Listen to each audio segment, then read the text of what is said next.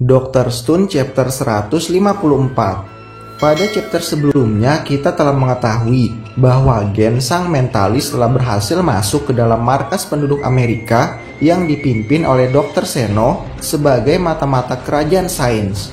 Bahkan dengan kemampuan berbohongnya, Gen berhasil menyembunyikan pemimpin sebenarnya dari kerajaan sains dan mengatakan kepada Dr. Seno bahwa pemimpin kerajaan sains adalah Dr. Taiju. Selain itu, Chrome dan Kohaku saat ini masih belum diketahui oleh penduduk Amerika bahwa mereka berdua juga sedang mengintai markas penduduk Amerika dari luar sebagai bala bantuan untuk Gen. Dan pada panel akhir chapter sebelumnya kita juga telah mengetahui bahwa baik pihak kerajaan sains yang dipimpin oleh Senku maupun kelompok penduduk Amerika yang dipimpin oleh Dr. Seno telah siap mengirim pasukannya dengan tujuan yang sama, yaitu untuk menyerang secara langsung pemimpin dari kelompok musuh dengan mengirimkan pasukan khusus dari tiap kelompok masing-masing. Lalu kejadian menarik apa saja yang terjadi pada chapter kali ini? Mari kita bahas satu persatu. Aku suka susunya hingga tetes terakhir. Aku suka coklatnya hingga tetes terakhir. Susu bendera coklat nikmat hingga tetes terakhir. Susu bendera coklat hingga tetes terakhir. Pada beberapa chapter yang lalu kita telah ditunjukkan tentang dua orang yang menjadi bagian dari kelompok penduduk Amerika, yaitu Stanley, mantan pasukan militer Amerika, dan Dr. Seno, ilmuwan jenius sekaligus pemimpin dari kelompok penduduk Amerika yang saat ini menjadi lawan yang harus dihadapi oleh Senku dan kerajaan sains. Lalu pada chapter kali ini, setelah dua identitas yang diperkenalkan, kita dapat melihat beberapa anggota dari kelompok penduduk Amerika yang mulai diperkenalkan satu persatu. Setelah mengirim Stanley untuk membunuh pemimpin kerajaan sains, maka saat ini menurut informasi hingga sampai chapter kali ini, kita dapat menganggap bahwa di dalam markas penduduk Amerika sekarang hanya ada dua orang yang sedang berjaga, yaitu Dr. Seno dan satu orang wanita bertubuh besar dan kekar yang masih belum diketahui namanya, yang mana orang tersebut pasti akan menjadi musuh yang cukup berat untuk dikalahkan jika harus bertarung menggunakan fisik yang saat ini ditugaskan untuk menjaga Gen. Selain itu, dalam misi untuk membunuh pemimpin dari kerajaan sains, ternyata Stanley tidaklah bergerak seorang diri.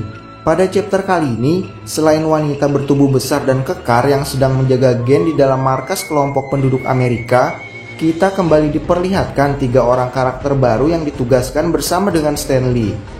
Pada chapter kali ini, kita dapat melihat bahwa Luna sepertinya adalah karakter perempuan yang cukup cantik. Terlihat dari dua orang yang selalu menurut dan patuh padanya, yang selalu terkagum dengan penampilan Luna. Selain itu, menurut informasi, tampaknya Luna adalah sosok mata-mata dari kelompok penduduk Amerika, sama seperti Gen yang ditugaskan untuk pergi ke tempat kerajaan sains dengan menggunakan skenario yang sama seperti yang telah digunakan Gen ketika Gen berhasil masuk ke dalam kelompok penduduk Amerika dan berhasil menemukan sang pemimpin yaitu Dr. Seno. Selain itu, kita juga dapat mengetahui bahwa tampaknya Luna memiliki usia yang sama dengan orang-orang dari kerajaan sains. Dua karakter berikutnya yang ditunjukkan adalah dua orang yang bernama Max dan Carlos, yang tampaknya telah tergila-gila dengan Luna dan bisa dibilang mereka berdua adalah bawahan Luna yang akan selalu menurut dan mematuhi permintaan Luna. Namun meskipun Luna berada di pihak musuh dan sedang menjalankan misi untuk membunuh pemimpin dari kerajaan sains, tapi sepertinya Luna merupakan karakter baik yang terdapat di dalam kelompok penduduk Amerika. Terlihat dari dialog-dialognya yang tampak seperti mengatakan bahwa ia tidak ingin terjadi pertempuran dan pembunuhan.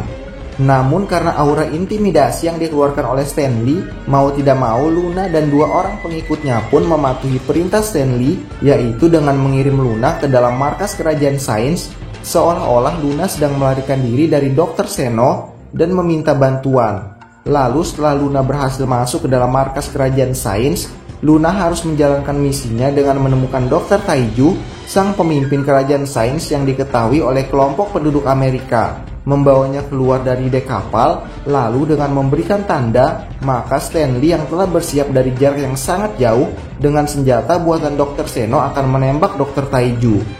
Namun setelah kelompok penduduk Amerika yang menjalankan rencana mereka, tampaknya Senku telah dengan sengaja memakan umpan dari rencana kelompok Amerika dengan seolah-olah mempercayai perkataan Luna dan membawanya masuk ke dalam markas kerajaan sains.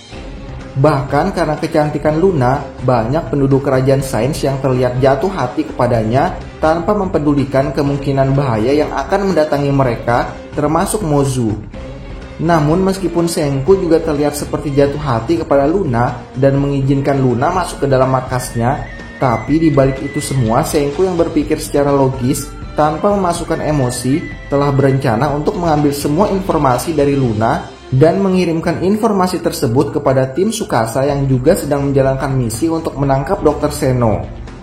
Dan bisa dibilang, pertarungan kali ini adalah pertarungan mata-mata melawan mata-mata di mana sang perencana licik saling mencoba menipu satu sama lain. Namun dari mata-mata yang dikirimkan dari masing-masing kelompok, tampaknya kerajaan sains terlihat lebih unggul dengan memiliki Gen di pihaknya. Karena seperti yang kita ketahui, bahwa Gen adalah orang yang cukup licik dan pandai berbohong, yang menyulitkan Dr. Seno untuk mencuri informasi dari Gen. Sebaliknya, tampaknya Luna adalah karakter yang cukup baik dan karakter yang mungkin akan berganti pihak karena tidak ingin menjalankan misi untuk membunuh seseorang. Selain itu, dengan kebaikan manipulasi yang dilakukan oleh Senku, tampaknya ada kemungkinan kalau Luna akan termakan kebaikan-kebaikan tersebut dan menjadi ragu untuk melanjutkan misi untuk membunuh pemimpin kerajaan sains. Lalu rencana pihak manakah yang akan berhasil? Tampaknya kita harus menunggu chapter-chapter selanjutnya untuk mengetahui jawabannya. Nah, itulah kejadian-kejadian menarik yang terjadi pada chapter kali ini. Gimana menurut kamu? Tinggalkan komentar kamu di bawah ya. Terima kasih sudah menonton video kali ini, dan jangan lupa untuk dukung dan subscribe channel ini agar channel ini boleh terus berkembang. Terima kasih. Sayonara.